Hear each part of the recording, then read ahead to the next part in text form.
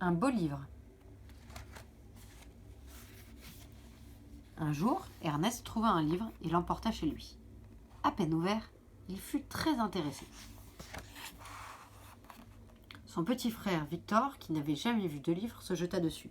« Stop !» proposa Ernest. « Bas les pattes. Il faut respecter les livres. »« Et ça sert à quoi ?» demanda Victor. « Un livre se lit, expliqua Ernest. Et si on ne sait pas lire, on regarde les images. Tiens, si tu veux, feuilletons-le ensemble. » Ils s'installèrent et ouvrirent l'album. Ils furent tout de suite passionnés.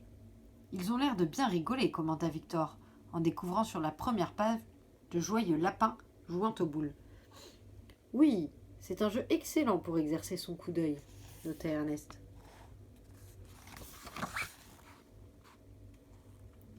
Quand il vit un renard apporter un sac de carottes fraîches aux joueurs affamés, Victor s'exclama « Bon appétit, messieurs lapins !»« Eh bien, moi je ne m'y fierai pas, » remarqua Ernest. « Un lapin doit absolument fuir un renard, c'est la règle absolue. »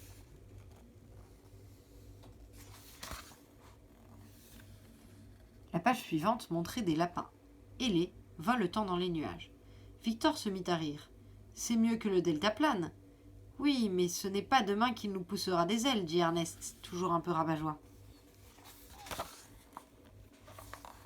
Ensuite, les deux frères s'attaquèrent sur l'image du lapin téméraire qui avait terrassé un affreux dragon vert.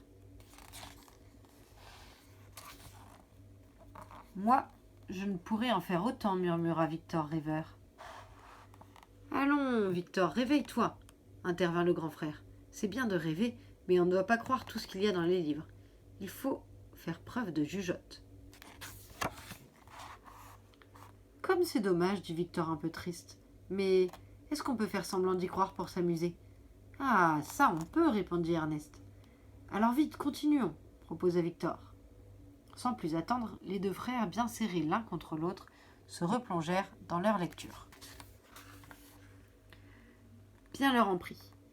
Ils furent mis en joie par des lapins tout à fait ordinaires, faisant sauter des carnivores à travers un cerceau. Le lapin géant qui manipulait des renards minuscules les étonna. « Il mesure au moins 10 mètres, » dit Victor. « Ça devrait être comme ça dans la vraie vie, » soupira Ernest. Au même moment, la vraie vie surgit à l'intérieur du terrier. Un renard bien réel pointait son museau vers ses proies innocentes. Ernest et Victor étaient trop occupés à rêver pour remarquer le danger qui les menaçait. Ce n'est que lorsque le renard se jeta sur eux en grognant qu'ils réalisèrent leur dramatique situation.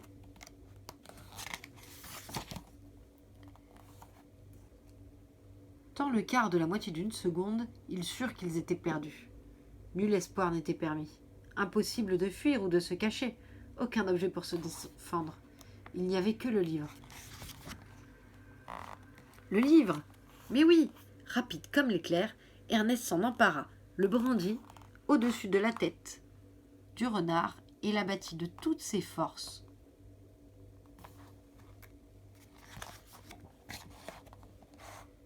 L'intrus était à moitié assommé. Une grosse bosse poussait sur son crâne. Sa mâchoire pendait. Pour en finir, Ernest enfourna le livre dans la gueule ainsi ouverte. La bête mordit et ses dents s'emprisonnèrent dans l'album. Le carnassier n'eut plus qu'à s'enfuir, emportant le livre bien malgré lui. Les deux frères étaient sauvés. « Tu vois, » remarqua Ernest, « les livres c'est très utile. » « Il faudrait vite en trouver un autre, » dit Victor. « Oui, un gros bien solide, avec de belles histoires dedans, » conclut Ernest.